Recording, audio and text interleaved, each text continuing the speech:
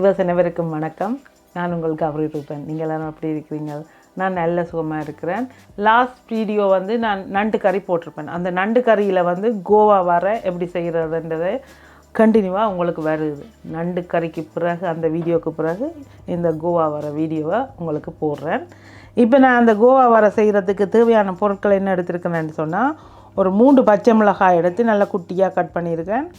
ஒரு 4-5 உள்ளி, அதோட ஒரு சின்ன துண்டு இஞ்சி. கூடுதலாக வந்து நிறைய பேர் வந்து மிரக்கறி சமையலுக்கு, அதாவது காய்கறிகளுக்கு இஞ்சி போடுறதில்லை. ஆனால் நீங்கள் இஞ்சியை போட்டு பாருங்கள் எவ்வளவு நல்லா இருக்குதுண்டு.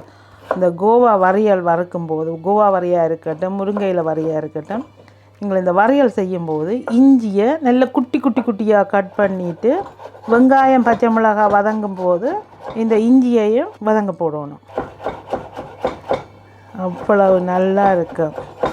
இந்த கோவா வரைக்கு மெயினாய் கோவா வரைக்கு நெத்தலி போட்டு வரையன்னு சொல்ல முடியாது. ஏன்னு சொன்னால் நாங்கள் ஊரில் வரையன்னு சொன்னால் தேங்காய்ப்பு போடுவோம். நான் தேங்காய்ப்பு சேர்க்க போகிறதில்ல. நெத்தலி போட்டுட்டு வித்தியாசமாக இன்றைக்கு செய்து காட்டுறேன்னு பாருங்க. ஓகே, இதில் எடுத்துருக்கிறது இந்த கோவா வந்து ஆல்ரெடி நான் பாதி எடுத்து சலட் போட்டுட்டேன். ஒரு 3/4 கோவா இருக்குது. இதை வச்சு நான் வரை செய்ய போகிறேன். இந்த வரைக்கு இந்த மிளகாய் போட போகிறேன். இந்த மிளகாய் வந்து நிறைய உரைப்பு இருக்காது. நீங்கள் கண்டிப்பாக போடணுமெண்டு இல்லை. இந்த மிளகாய் போடாமல் வரைய கூட செய்யலாம். நான் இதை சேர்க்குறேன் இந்த மிளகாயை வரையில்.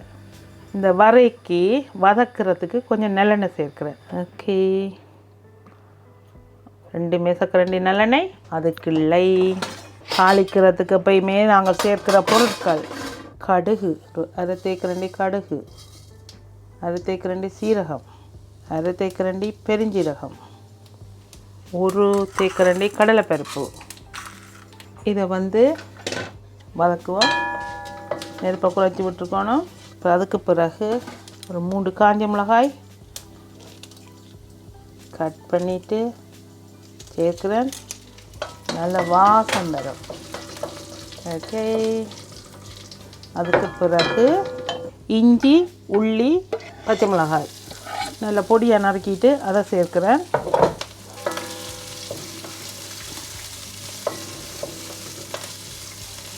தட்டி தவறி அதுக்குள்ளே ஒரு 2-3 சின்ன வெங்காயமும் வந்துட்டுது.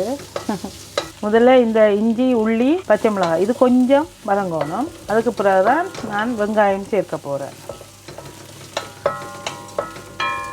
இவற்றோடு சேர்த்து கருவேப்பிலை,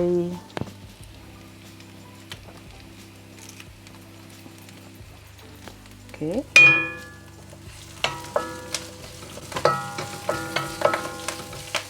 ஒரு கொஞ்சோண்டு உப்பு லைட்டாக போடணும்.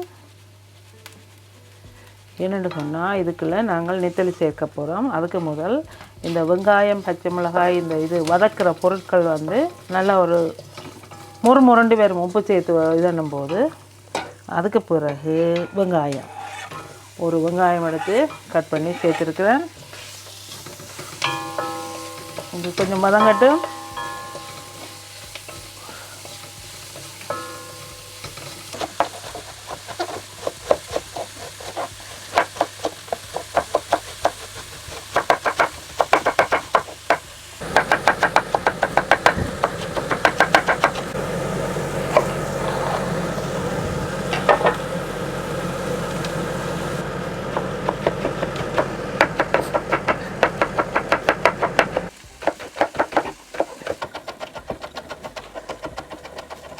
இந்த வெங்காயம் ஒரு 3/4 பதம் வதங்கினா பிறகு நெருப்பை குறைச்சி விட்டால் தான் இப்படி வதங்கி வரும். இல்லைன்னு சொன்னால் எரிஞ்சு போயிடும். நிறைய எண்ணெய் தேவைப்படும் இல்லைன்னு சொன்னால். இப்போ நான் கழுவி வச்சுருந்த நெத்தலி அதை இதுக்குள்ளே சேர்க்கிறேன். போட்டு நல்லா பிரட்டிட்டு 2-3 நிமிஷம் வதங்க விடுவோம். மூடி போட தேவையில்லை. இப்படியே லைட்டாக நெருப்பை எரித்து வதக்கி கொண்டே இருக்கலாம்.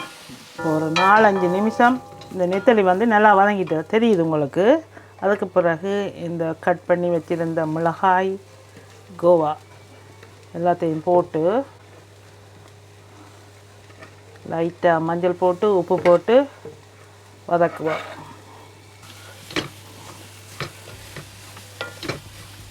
இப்படியே நீங்கள் இதை வதக்கிட்டு இதுக்குள்ளே ரைஸை போட்டு பிரட்டி சாப்பிடலாம். புட்டு போட்டு சூப்பராக ஒரு நூடுல்ஸை வடித்து இதுக்குள்ளே போட்டுட்டு அமேசிங்காக இருக்குது. வேணா தம்பி லைட்டாக உப்பு,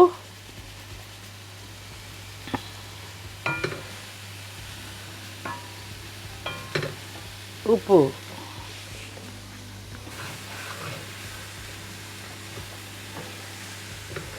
இந்த கோவா வரைக்கு அரை தேக்கரண்டி மஞ்சள் தூள்.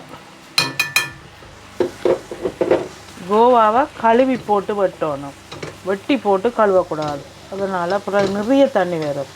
இப்போ நான் வெட்டி போட்டு கழுவி போட்டு வெட்டியுமே நிறைய தண்ணி வருது. இந்த வதங்குறதுக்கு கரெக்டாக இருக்கும். நீங்கள் இதுக்குள்ளே டியூனா போடலாம், தேங்காய் பூ போடலாம், சில பேர் முட்டை போடுவேன்.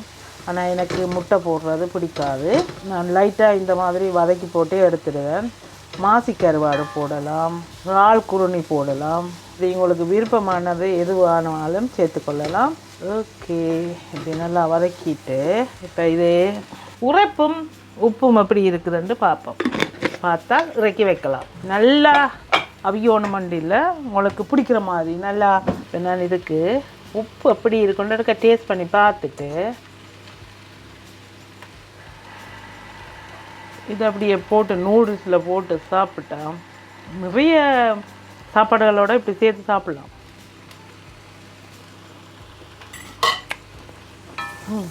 நைஸ். நமக்கு எல்லாம் போதும்.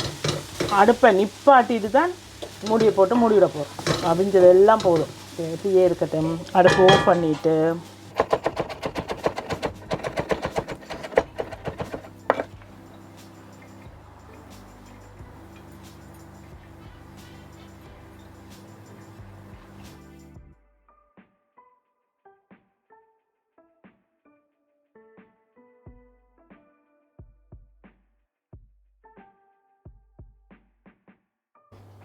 இன்றைக்கு சிம்பிளாக குயிக்காக ஈஸியாக செய்யக்கூடிய கோவா வரேன். நெத்தலி போட்டு தேங்காய் பூ போடாமல் இது எந்த சாப்பாடோட வேணுமென்றாலும் நீங்கள் சேர்த்து சாப்பிட்டு கொள்ளலாம். பானுக்கு கூட நீங்கள் வச்சுட்டு மிடில் பானுக்கு வச்சுட்டு கூட இதை சாப்பிடலாம். அப்படி சூப்பரான ஒரு வரை, ஹெல்த்தி வரை என்று கூட நீங்கள் சொல்லலாம். இந்த மாதிரி நீங்களும் ட்ரை பண்ணி பாருங்கோ. இத்துடன் இந்த வீடியோ முடிச்சுக்கொண்டு மீண்டும் நல்ல ஒரு வீடியோட நான் உங்களை சந்திக்கிறேன். நன்றி, வணக்கம். இப்போ இதை சாப்பிடுவோம் வாங்க.